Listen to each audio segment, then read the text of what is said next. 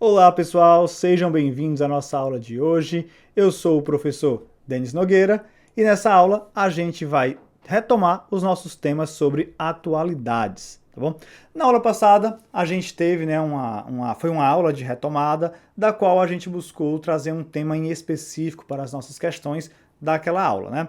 E o tema foi meio ambiente, tendo em vista aí, né, que essa questão está extremamente em alta, né? É tema aí, se você ligar o telejornal, né, vai estar sempre falando sobre isso, então é importante que a gente dê uma atenção especial sobre isso. Então, por isso eu escolhi o tema para a aula passada.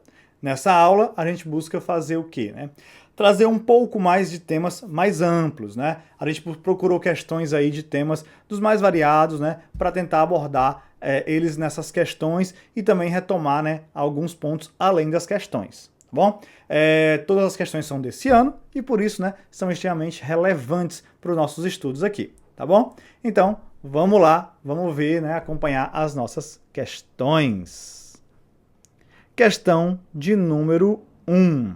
E a questão diz o seguinte: o cobre é largamente empregado para a produção de materiais condutores de eletricidade, fios e cabos. Tá aqui, ó, fios e cabos. E em ligas metálicas, como o latão e o bronze. E por isso é um dos principais minérios extraídos no Brasil. Segundo o Anuário Mineral Brasileiro, edição de 2018, publicado pela Agência Nacional de Mineração, ANM, as minas em que o minério de cobre é extraído no Brasil ocorre apenas nos estados. Bom, vamos lá. O tema da exploração mineral. O Brasil é um dos países em que a exploração mineral, né, produção e exportação tem, né, um impacto muito grande aí na economia brasileira, certo? Então o Brasil ele tem grandes commodities, né, vindas aí, né, da produção da mineração, certo? Com destaque aí para a produção de ferro. O Brasil é um dos maiores produtores e exportadores de ferro, né, ou de ligas metálicas, ou mesmo, né, transformadas aí, certo?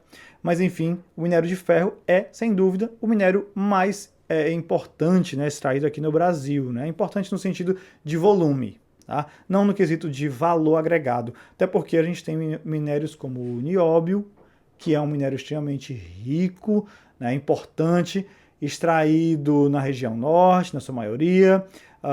98% do nióbio extraído no mundo vem do Brasil, tá? E aí dito, né, por uma empresa, explorado principalmente por uma empresa canadense.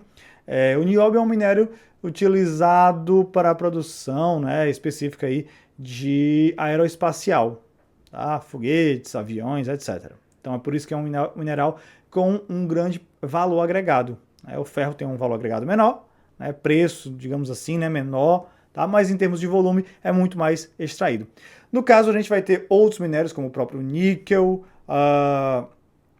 que é mais alumínio, né, que é a produção de ligas metálicas, né? Enfim, a gente vai ter a exploração de outros minérios. Mas aqui a questão está focando um pouquinho na produção de cobre, certo? E essa produção de cobre, né, ela acontece no Brasil vinculada às serras. De modo geral, a gente vai ter serras, né, ou montanhas, né, no caso, pouquíssimas montanhas a gente tem no Brasil, isso em termos, né, geográficos, né? Mas a gente vai ter algumas áreas de mineração, principalmente concentradas na região norte, região centro-oeste, região sudeste e um pouco também na região nordeste brasileira, mas em menor escala, mais concentrada ali na região da Bahia. Tá? Claro que a gente vai ter exploração em outros estados, né, da região nordeste, mas concentração, né, de importância ali, a região nordeste tem na Bahia. Tá? Para o estado, né, aliás, para a produção de cobre em específico, né, a gente vai ter principalmente as regiões norte, as regiões centro-oeste e também a região nordeste. Tá? Vale lembrar, antes de eu voltar aqui para a questão, né, que a exploração mineral é uma das atividades que mais gera impactos ambientais. Né? Então a gente vai ter aí, né, exemplos dos vários tipos, né, de desastres ambientais aí ocasionados pela exploração mineral. Né? Brumadinho, por exemplo. Tá? Então vale lembrar sobre essas questões aí. Outra questão, né, de aí é mais socioambiental, é muito mais vinculada à questão atual, também fiquem atentos sobre isso, né, que são os garimpos, né, principalmente os garimpos ilegais, que aí travam uma série de conflitos entre comunidades tradicionais, né, comunidades indígenas, quilombolas, ou mesmo terras de preservação, né, áreas de preservação, dos quais esses garimpeiros ilegais, né, entram, né, de modo armado, né, violento, muitas das vezes, né, e exercem um poder ali de exploração. Tá? O governo federal, há 3 anos atrás, né, digamos assim, né, para cá, né, 2 anos, digamos, para ser mais exato, né, de 2 anos para cá, tem tido ações muito mais emblemáticas através da Polícia Federal, né, na expulsão de garimpeiros. Mas volta e meia, né, esse tema, essas ações, né, predatórias retornam. Tá? Então é um tema de relevância aí, vinculando na exploração mineral, a atividade econômica, com a preservação ambiental. Tá? Fiquem atentos, mas vamos lá, vamos voltar para a nossa questão. Tá? E aí ele traz nesse tema aí, né, aonde que esses minérios são produzidos, né, são extraídos. Né? O minério de cobre é extraído no Brasil apenas em quais estados? Vamos lá. Tá? E aí, né, o item A é do Pará, de Minas Gerais e do Amapá. Bom, vamos lá. Dois estados do Norte e um estado do Sudeste. Tá? No item B, Minas Gerais, do Pará e de Tocantins. Um estado do Sudeste, tá? E 2 da região Norte. O item C, do Pará, de Goiás e da Bahia. Tá?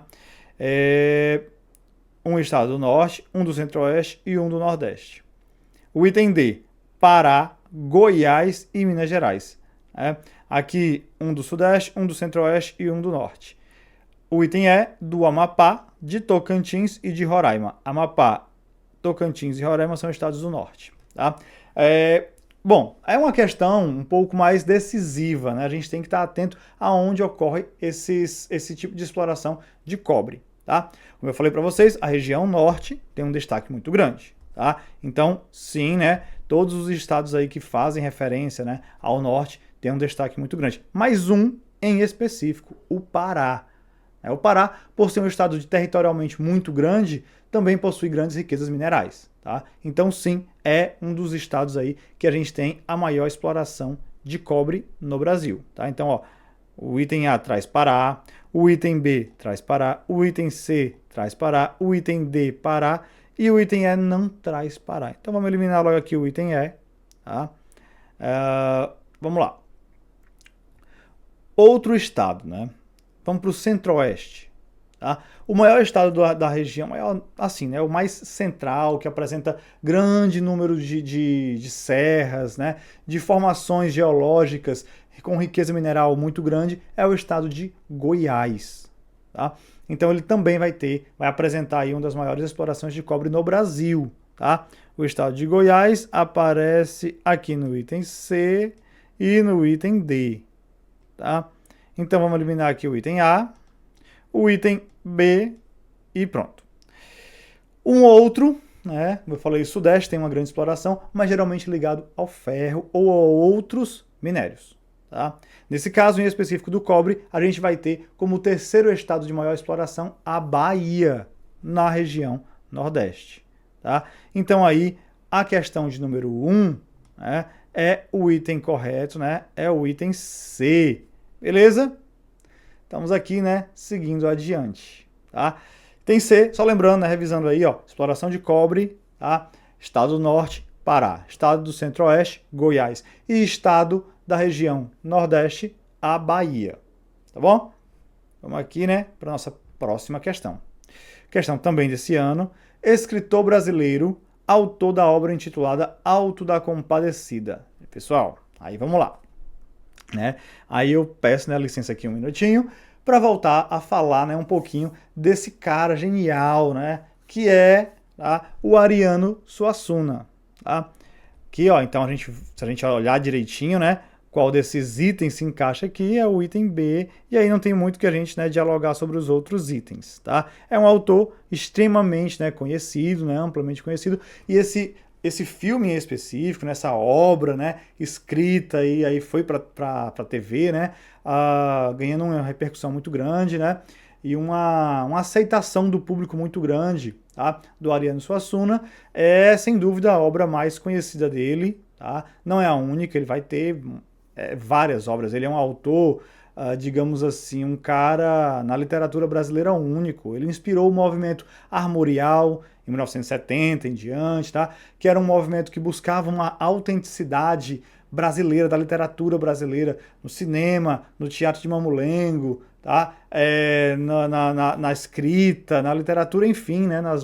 Vários campos que a literatura permite, né? Ele buscava uma autenticidade brasileira, sempre mesclando aí elementos, né, próprios do Brasil, uma cultura, elevando a cultura brasileira, mas principalmente a cultura nordestina, até porque, segundo ele mesmo, né, a cultura do Sudeste, do Sul, sempre foi muito valorizada, então ele também buscava fazer isso para a região Nordeste.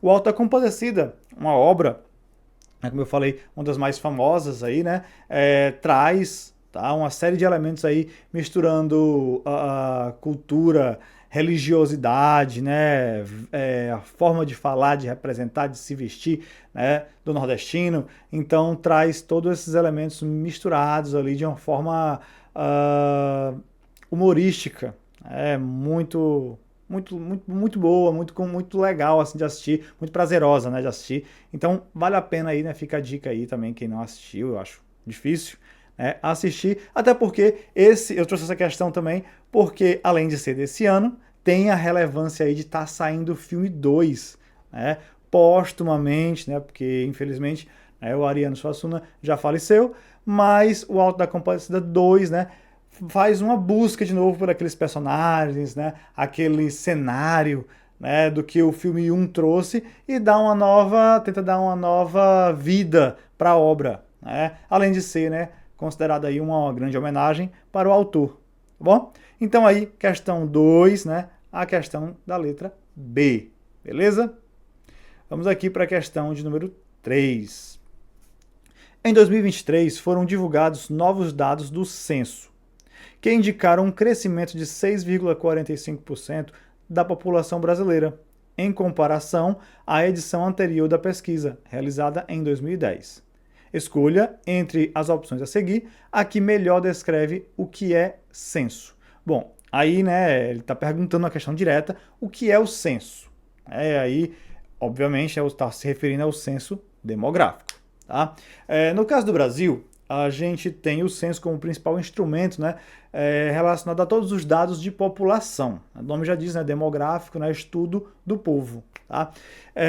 O censo ele é realizado de 10 em 10 anos, tá? Então tem essa abrangência, né, de 2000, 2010, era para ter sido feito em 2020, não foi em 2020 porque a gente estava vivendo anos de pandemia, e aí foi adiado, né, para 2023, né, na verdade 2022, aí acabou sendo mais uma vez adiado, só sendo realizado aí em 2023, tá bom? Então vamos lá, o que é o censo? O item A diz o seguinte, que é uma pesquisa realizada pelo Instituto de Pesquisa Econômica Aplicada, tá? IPEA, tá? Sobre o quantitativo populacional dos estados brasileiros. Esse item ele é falso. Tá? Por quê? Porque não é o Instituto, não é o IPEA, né? O Instituto de Pesquisa Econômica Aplicada, ó, Econômica Aplicada. Não é ele que faz a pesquisa. Tá?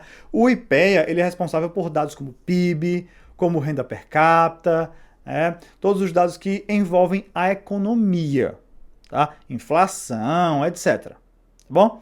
Mas não sobre os dados populacionais. É óbvio que esses dados se cruzam em algum momento, né, relacionando a população com a economia, mas não é o caso, ele não faz o censo, ele utiliza dados do censo, tá bom? Item B. Medida de valor do governo federal para calcular renda per capita dos cidadãos. Esse cálculo da renda per capita, quem faz é o IPEA, tá bom? Então, também é falso. Item C. Pesquisa realizada pelo Instituto Brasileiro de Geografia e Estatística a partir da coleta de dados sobre a população brasileira. Certo. Aqui a gente tem o nosso item correto, tá? É uma pesquisa, sim, realizada pelo IBGE, Instituto Brasileiro de Geografia e Estatística, tá? Realizada de 10 em 10 anos, escolhendo dados aí sobre população, né? Muitos de nós, né, já tivemos aí que receber o recenseador, né? E é super importante que nós recebamos, né, e informamos, né, com informações realmente corretas, tá? Para que esse dado, né, possa gerar muito mais políticas direcionadas para a população, tá? Então tem uma importância muito grande aí. Tá? Então o item C é o item verdadeiro. O item D diz que é levantamento de dados realizado pelo Conselho Nacional de Desenvolvimento Científico e Tecnológico sobre as universidades brasileiras. Não, com toda certeza não é sobre isso que trata o censo demográfico. A gente vai ter aí sobre as universidades, né, uma série de avaliações, né, como o próprio ENAD, né, que faz essa série de avaliações aí sobre as universidades. Tá? Então não é o item D. O item é indicador de desenvolvimento socioeconômico estabelecido a partir de uma coleta de dados realizada pelo Instituto Brasileiro de Geografia e Estatística. Também não é, tá? Não se trata aí, né, de um indicador de desenvolvimento socioeconômico, tá? Claro que os dados do IBGE podem sim ser utilizados, né, do censo podem ser utilizados para fazer esses dados socioeconômicos, mas não é o papel, né, a central do IBGE fazer isso. Ele colhe os dados econômicos, né, os dados, aliás, demográficos, né? E aí pode ser usado pelos institutos de economia, os institutos ambientais, né, saber quantidade de população por área, se aumentou ou diminuiu a população indígena, por exemplo, né? Enfim, uma série de dados, né, populacionais podem ser usados por outros órgãos, né, outros institutos. Mas não é esse o papel. Então, questão de número 3 aí, o item correto é o item C. Tá bom? Vamos aqui para a questão de número 4. As políticas governamentais promovem práticas sustentáveis de acesso à energia, à equidade social e à mitigação de desafios ambientais por meio... Bom, vamos lá. Ele está falando de políticas governamentais ligadas às práticas sustentáveis e também de acesso à energia. Então ele está vinculando essas dois temas. Tá? Vale lembrar, gente, que a matriz energética brasileira ela é, na sua maioria, renovável. Tá? O que isso quer dizer? Quer dizer que o Brasil, então, não polui? Não, não é isso. Não se trata disso. Quer dizer que a maioria da energia produzida no Brasil é, sim, de fonte sustentável. Tá? E aí o destaque maior para a produção da hidráulica, né, ou nas usinas hidrelétricas, tá? A energia eólica e a energia solar tem um alcance muito maior, uma proporção muito maior aí de atuação na produção de energia no Brasil. Tá? A biomassa também é utilizada, tá? A gente não vai ter aí a energia maremotriz e nem energia geotérmica. A maremotriz a gente teve até alguns casos de instalação, né, de tentativa de criação de uma usina. Porém, para ela funcionar, ela precisa gerar ondas muito grandes, né, do tipo de 5 metros, mais ou menos, para ter uma boa rentabilidade, no caso, né, dos custos empregados, né, para a construção de uma usina maremotriz. E não é esse bem o caso, né, aqui no Brasil, por enquanto, né? A gente nunca sabe como é que vai ser. Mas, por enquanto, não tem dado tanto retorno. Então, foi meio que descontinuado os projetos. Tá? A gente tem visto, né, atualmente, um avanço, aí, principalmente aqui no Ceará, da tentativa de produção de hidrogênio verde. Tá? Naquela região do Pecém, né, em São Gonçalo do Amarante, é o destaque principal. Tá? E aí, tendo, né, uma ampla cobertura aí, né, por parte das políticas vinculadas, né, a esse tema, tá? É uma promoção muito grande, né, aí voltada para essa produção de hidrogênio verde. Mas vamos lá, vamos ver, né, os itens, tá? Então ele quer saber, né, sobre esse tema de energia, né, produção de políticas sustentáveis, né, promoção de equidade social e mitigação de desafios ambientais, né, por meio, item A, do estabelecimento de políticas públicas ambientais sem considerar os aspectos sociais. Isso é possível? Quer dizer que eu posso implantar de qualquer maneira e não importa a população? Não. Né? O item é totalmente falso, né? Descabido. Tá? O item B, da promoção de incentivos para energias limpas e programas de acesso equitativo para regiões carentes. Sim, é o nosso item correto, o item B, certo? É por meio, né? É claro que isso muitas vezes tem desafios, né? Tem contradições na instalação de algumas usinas, A gente vai ter vários casos aí pelo Brasil que aonde foram instaladas usinas eólicas acabaram gerando um impacto para comunidades, né? Comunidades ribeirinhas ou mesmo comunidades ali de pescadores que tiveram seu acesso à praia, né? Dificultado, precisando dar uma volta muito maior, ou mesmo o caso de desapropriações. Tá? Então sim, não é 100%, né, as mil maravilhas, mas é um indicativo, né, de geração de energia aí limpa para o futuro. Tá?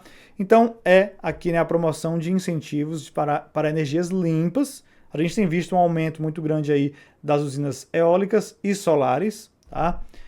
E programas de acesso equitativo para regiões carentes. Tá? Então, ter esse acesso, né, para regiões que têm dificuldades com produção de energia ou mesmo distribuição da própria energia. Tá? Então, aí o item B. O item C é falso por quê? Ele diz o seguinte: da regulação das leis que permitem o aumento das emissões de gases do efeito estufa. Então, quer dizer que a gente vai criar lei para aumentar a poluição? Não, né? Totalmente falso. Tá? O item D. Do fornecimento de subsídios financeiros para o desenvolvimento de energias não renováveis. Aí, não tem nem o que dizer, né? Contradiz até o enunciado da questão. Falso, tá? Então, questão 4, o item verdadeiro, o item de letra B. Vamos agora para a nossa quinta e última questão da aula. Em 15 de novembro de 2016, o Congresso Nacional promulgou a Emenda Constitucional 95. A PEC 55/2016 foi aprovada pelos senadores, encaminhada pelo governo de Michel Temer ao Legislativo com o objetivo de equilíbrio nas contas públicas por meio de um rígido mecanismo de controle de gastos. A PEC do teto de gastos públicos foi aprovada, e aí um detalhe aqui, ó. PEC do teto de gastos públicos. Foi aprovada depois de muita discussão entre os senadores.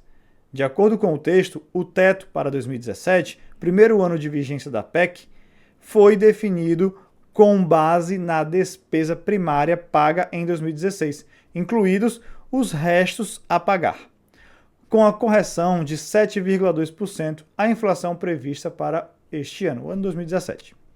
Tá?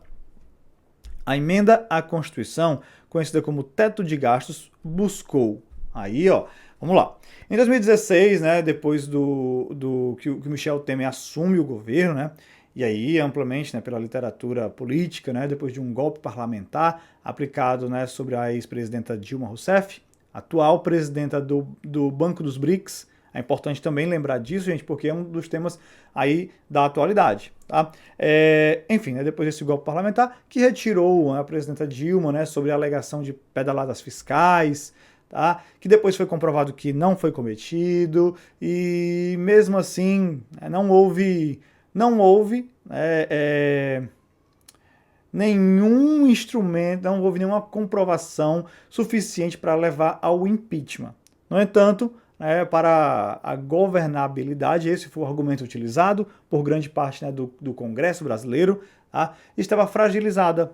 E aí houve, né, essa retirada da presidenta que não condiz com nenhuma das práticas constitucionais, né, nenhum dos regulamentos constitucionais. Enfim, caracterizou um golpe parlamentar. Tá?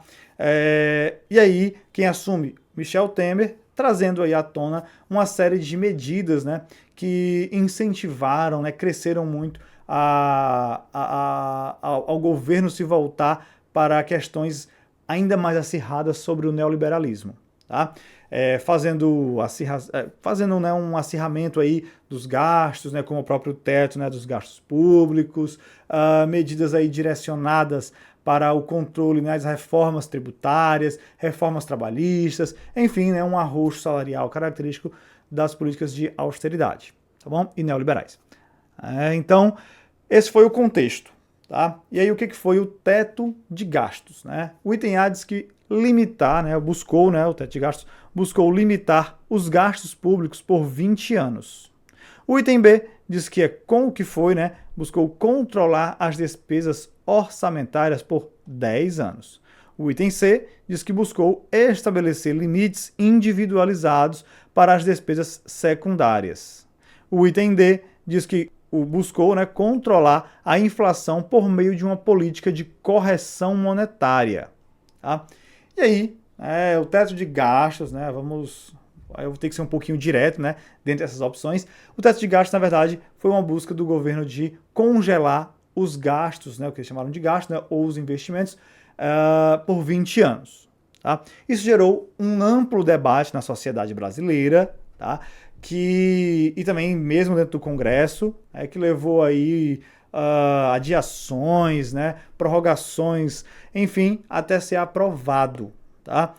Esse congelamento dos gastos públicos, né, ou dos investimentos públicos, né, é um tema muito contraditório ainda hoje, né, sendo tentativas de revogação, enfim, né, muito difícil de fazer. Mas esse teto de gastos, né, acabou limitando aí os gastos, mas principalmente na saúde e na educação, que são dois dos maiores, né, os mais importantes aí, né,